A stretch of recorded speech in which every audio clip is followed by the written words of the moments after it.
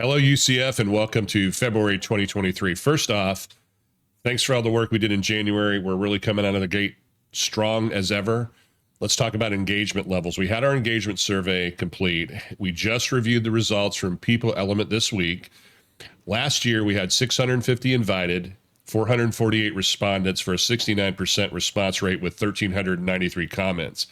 This year, 581 were invited, had 316 total respondents for a 54% response rate, 996 total comments. Now, as I said, we reviewed the results with People Element this week, but I'm not going to steal that result out yet because the supervisors and other IT leaders across campus will be getting the employee engagement survey results next week. We have a meeting for all the supervisors the second week of February, and the employee engagement committee has been very instrumental in key areas of improvement. You're going to be able to see where our emphasis has been, informed by your survey that we acted upon the dimensions. You're going to see very clearly the dimensions we acted upon. Now, I will tell you this, 62% favorable across the board, same as last year. My goal is 70% favorable in every dimension. 61% is a general standard across all industries. So really that goal is 70% favorable. Now, some of our lower scoring dimensions centered around areas of what People Element called well-being issues. Now, to me, that translates into workload and stress management.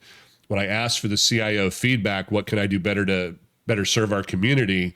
Resource management, stop asking us to work at cross purposes, make sure that when you ask one unit to do X, that doesn't have an adverse or deleterious impact on unit Y. That I've heard you, I understand that. We'll talk a little bit about it in the next segment. It's important to know that we recognize the workload issues. We recognize the stress management. I want to talk to you in the next segment about how we're dealing with this and what those drivers are. You knew that it was HEERF and Workday particularly drove massive workloads into the organization. Let me talk about our objectives and key results that we feel are going to drive a better balance to our workload, a more rational workload, and more importantly, a really crystal clear set of priorities. Okay, let's talk about HEERF. The IT component of this is about $37.9 million, HEERF 2 and HEERF 3. We had an $11.6 million network and critical service stabilization fund that spent out. HEERF 1 is spent out. So we're really talking about in 2022, the big spend, the Brewster's Millions problem is $37.9 million. Now we've already encumbered $13 million and we have actual spend out of $8.9 million. There's a lot of further expense that, for example, when we buy routers or switches or wireless, we may need HVAC, room conditioning, power drawn to that. So there's other organizations that facilities needs to do to help Donnie and his team deploy classroom materials, help Scruggs and his team, and Troy and Trevor and Brian and Chris and company to get that stuff deployed into the environmentals. So there's another commitment of millions of dollars. We have $2.3 million of internal service commitment associated with getting these things over the line and deployed. So the issue that Gerald Hector has is if we don't get this deployed by June, we have an institutional problem. Supply chain is holding us up. The teams have done an extraordinary job. I mean, off the chain goodness here, because they've ordered 9,136 distinct things on all these projects. It's been a massive amount of work. So HEERF has been something that has driven a lot of stress in the organization because some of the normal cadence at which we operate has been vigorously disrupted by the amount of work we've had to put into HEERF. And of course, we're not going to spend a lot of time lingering on this. You know that night vision impacted a lot of our workflows, a lot of our everyday work. We had to keep PeopleSoft running while we were deploying night vision, and then all the secondary and tertiary downstream impacts here on research system, Office of Research reporting, getting the budget models set up, getting set up, lots of impact there. So there's a lot of stress in the environment that we're dealing with. Now, how are we going to deal with that? That's part of the OKR that's going to come up more towards the end of the book. I want to walk you through the plans and priorities this year, but I just wanted to review the numbers with HEERF with you. You see on the screen, there's a graph that I've been referring to, 37.9 million. We have 13 million encumbered, 8.9 million actually spent, and another 2.4 million in commitments internally to internal service providers.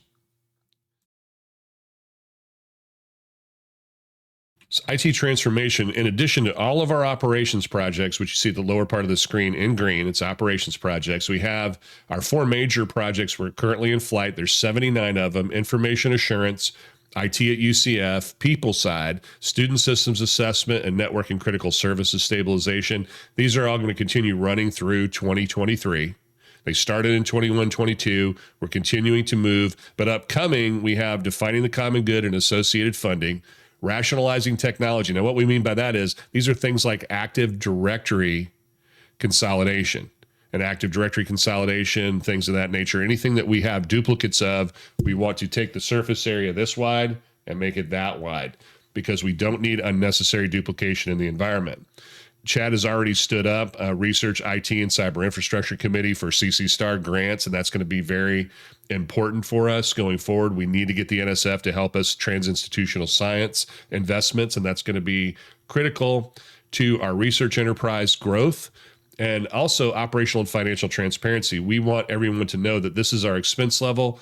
At this expense level, you could expect consistently this level of quality and this level of service and this amount of response time. And it's a massive amount of transformation.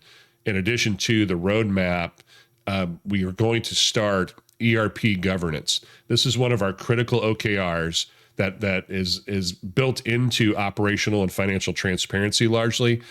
How do we determine priorities? Well, what Mike Johnson, Gerald Hector, and I have agreed to, we're going to run three things on the ERP, and then we'll do the next 3, and then we'll do the next 3. And then we'll do the next 3. But we're not going to say that we're going to do everything for everyone at the same time. As a community, as an institution, we have to find sociological and organizational methods to prioritize our work, and we're going to do them in 3 business outcomes. Plain English that everybody can understand. It's not hidden behind a bunch of technical gobbledygook, but we can understand that it's plain English, outcome 1, outcome 2, outcome 3, getting punch outs done, doing expense reports, whatever the English language version of the outcome, that's how we're going to do governance. Now David Canova has just deployed Azure DevOps, and there are hundreds of work items in that Azure DevOps list for ERP. We have to then take them and coordinate. Oh, this is a one-to-many. We've got business outcome 1 has 16 work items with it. We're going to work those 16 to get that one outcome. And we're not going to spread everybody in 20 directions. And that same thing holds true. What we're going to ask Phil Magyar and Hank's team on program and project management to work with our people in the operations unit. And as some of the feedback that was given to me across the units to make sure that you can actually do what each individual goal states, is that there's a more collaborative framework for planning, and Phil's going to be on the hook for making that happen with Hank. 2022, Skype to Teams, voice, Office 365 account MFA enabled. We've hired the IT recruiter. We've gone live with Night Vision. Shibboleth cloud migration happened. The basic assessment for SIS. Our employee engagement initiatives were launched. And we deployed network and critical services stabilization, all while keeping the trains running. 2023, more of the same. We continue to deploy HEERF. That's sort of a background activity. But major activities in addition to that, those are the priorities people are asking me about. Email tenant consolidation, Knightsmail, UCF.edu.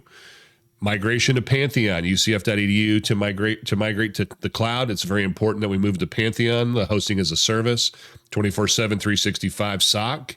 All of our workload is that we can pull out of DSO, move it to the cloud, move it to Microsoft Azure, and then begin looking at our ERP workloads and see if we can move them to a cloud, and we can start reducing our reliance on on-site, on-premises hosting facilities. An SIS decision needs to be made this year. Where are we going with SIS?